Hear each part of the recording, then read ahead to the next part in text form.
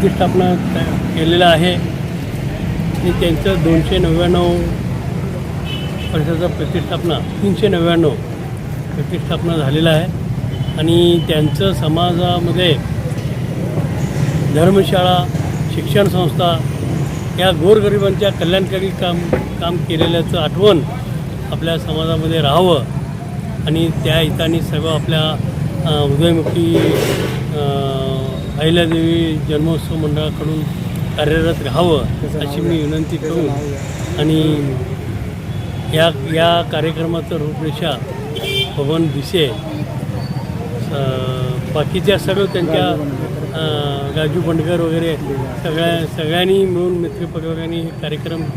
केलं त्याबद्दल मी त्यांचं मनपूर्वक आभार मानतो.